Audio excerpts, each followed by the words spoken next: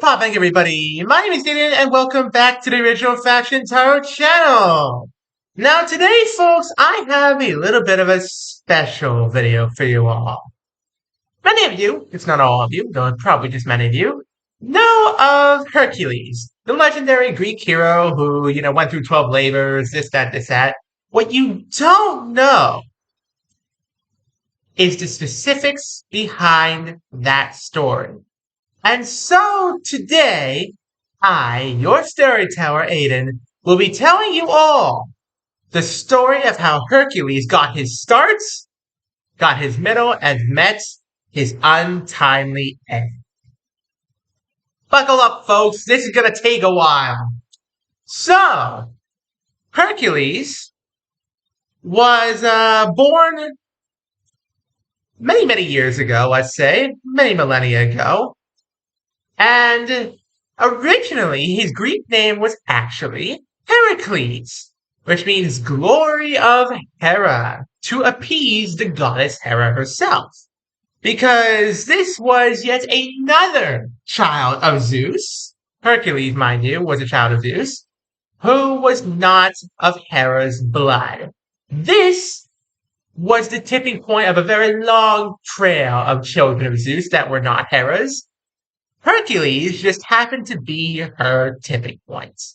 And so, for the next few decades, he became Hera's punching bag. But I'm getting ahead of myself.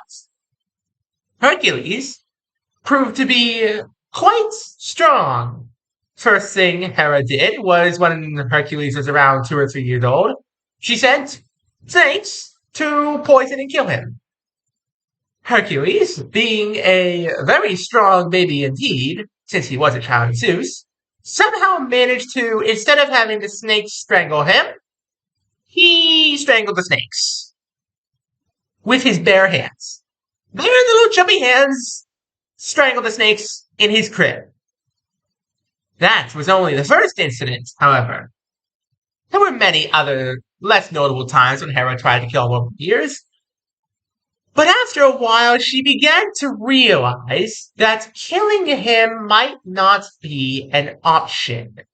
Killing Hercules seemed to be a very difficult task indeed, because keep in mind, the gods are technically not allowed to interfere in mortal affairs. It is a transgression of the ancient laws that bind their very existence together. But that is where she got an idea. You see, she may not have been able to get others to kill Hercules, but then a thought occurred to her. In her anger and her wrath, the wrath of Hera on her peacock throne here, what if she got Hercules to kill people? Now that was an idea that she came up with when he was just turning into an adult. He was just like, he was mid-teens. He was like 16 to 19, around that age. And, he ended up, because of a rage induced by Hera poured forth just a pinch of her god-level emotions into him, just enough so that he killed his family in the village that he lived in. And as punishment for this, Hercules was shackled down before a king who decided that he would spare Hercules if he embarked on 10 great tasks. 10 great labors would prove to the king that Hercules had changed and he would not make the same mistake twice. Hercules had no choice but to accept. And so, he set out on his 12 labors. Not 12 labors. Okay, so here's the thing about that. Originally, it was actually only 10 labors. Only 10. But during 2 of the labors, each spread out between each other, the king decided, arbitrarily mind you, that Hercules had cheated against the rules of the labors. And so he discarded 2 of the labors and added on 2 more, 1 for each failure. And some of the labors that Hercules went through include, right here, the Hydra's Challenge. Now, I don't quite recall the name of the Hydra, but I do know it was a Hydra in a swamp. And this Hydra was no ordinary Hydra. No. This Hydra had grown to be so big, so many people had tried to cut off its heads, that nobody could tell you which head was the original anymore. And so Hercules set out on this labor to slay this Hydra. It took a lot out of him. In the end, he ended up slicing off each and every one of the heads many, many times. Legends say that the original head is still out there, sliced off, buried under that very swamp, waiting to be dug up. But he did succeed in that labor. Another one of his great labors was to steal a golden apple from the Garden of Hesperides. Now, I did explain this in my unboxing of the Ancient Greek Gods and Goddesses second half, but let me explain this again for you guys real quick to add some context to this little legend here. The Garden of Hesperides is no ordinary garden. No. This garden contains the only known golden apple tree in existence. Genuine golden apples. Worth their weight in gold, edible, mind you. And if one were to eat such an apple, the entire apple would grant the consumer immortality. That is why the garden was guarded by a fierce dragon and 4 sisters. It was originally 5 sisters. One of them being Zoe Nightshade. She was the one who aided Hercules in retrieving the golden apple. And Hercules did end up succeeding in the end. He did end up succeeding. It injured him, but he did end up alive. And he did succeed in retrieving the golden apple, bringing it back and winning once again.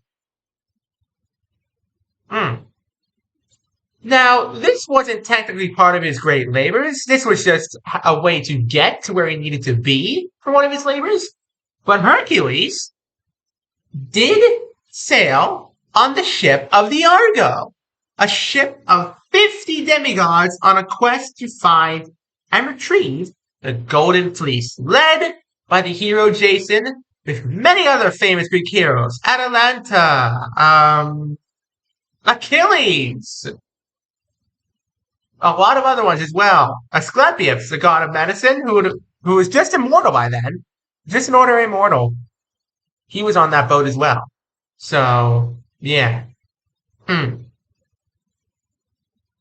just another showing of the Argonauts' voyage. They slayed many monsters on the Argonauts' voyage. See,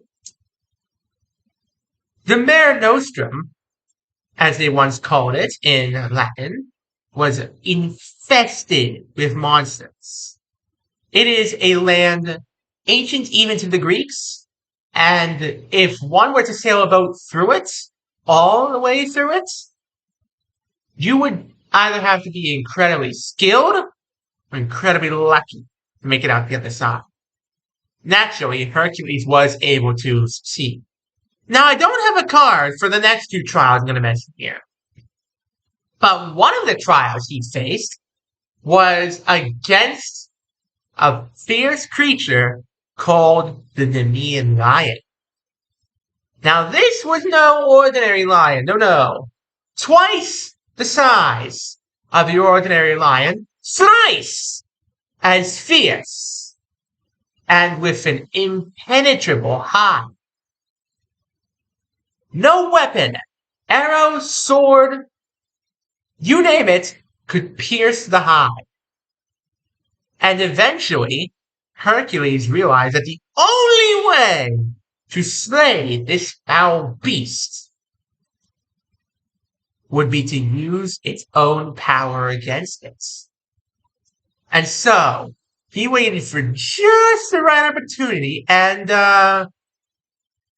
this is where it gets gory, so skip ahead a little bit if you want to not hear about this part, but Hercules waited for it to pounce. It opened its jaws nice and wide to consume him, and he grabbed the jaws, held them open, and began to part them farther and farther and farther. Because this lion may have had impenetrable hide, but it did not have impenetrable bones. He snapped its jaw in two. And as a trophy, he ended up with a sort of lion skin coat, which would provide him with warmth when he needed it, and the cooling when he needed it. It was a very valuable trophy indeed. So that's something else I should mention. Hercules was not, coming off of these trials without his own rewards. No. He didn't get to keep the golden apple. He didn't get to keep the original Hydra head. He did get to keep the Nemean lion skin. And he got to keep several other trophies as well, because you see, monsters, if slain by a worthy opponent, would drop a reward for their slayings. Hercules was more than worthy of the Nemean lion skin coat. And he would wear it throughout many of these journeys, protecting him from many problems. There was one other lesser known trial. I believe, there's two more trials I want to mention. One of them was, I believe is how you pronounce it, the Armanthian bull. Basically, a even larger version of the Nemean lion, and a bull with impenetrable hide.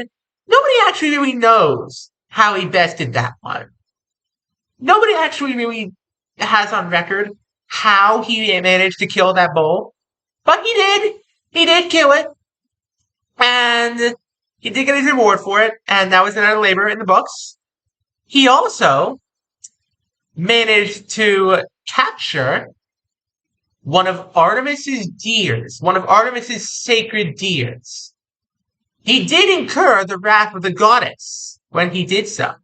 But after he was given the chance to explain his situation, because Artemis was not blind to his legend, she had been keeping an eye on him, so he gave him one chance to explain. And when he did, and released the deer, Artemis forgave him and let him go in peace. She understood and informed the king for him that he had completed his task. Now, you all may be wondering, how did Hercules meet his end? Because this man seems like an immortal hero at this point. He is only a demigod, a very strong demigod, but just a demigod, and he was killable. So how did he meet his end, you ask? Well, that was a tragedy indeed. You see, Hercules had two wives. One he had lost during a tragedy, and the other, well, let's just say Hercules was not the most loyal of men on his journeys. And his wife ended up turning one of his drinks, his second wife, mind you, ended up turning one of his drinks into acidic venom. It ate right through his body. She was the one who killed him out of jealousy. But there is a happy ending to this story. None of the gods could bear to see Hercules, the most legendary hero of their time, be sent simply to the fields of Elysium for all time. No.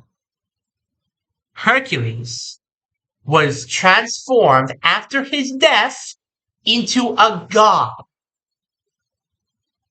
and served for the rest of his time as the gatekeeper of Olympus. Legends say he still is at that gate, barring any unwanted intruder from entering. And if you thought he was strong as a demigod, just wait till you use his godly strength on you. Well, folks, that was the legend of Hercules. Thank you all so very much for watching. Don't forget to leave a like, subscribe, turn on notifications. Don't miss a single one of these videos. We're trying to get to 1,000 subscribers. We're getting there, folks. We are getting there. Thank you for watching and enjoying my little storytelling here. And this has been The Legend of Hercules, illustrated by the Tarot cards. Have an amazing rest of your day. Peace.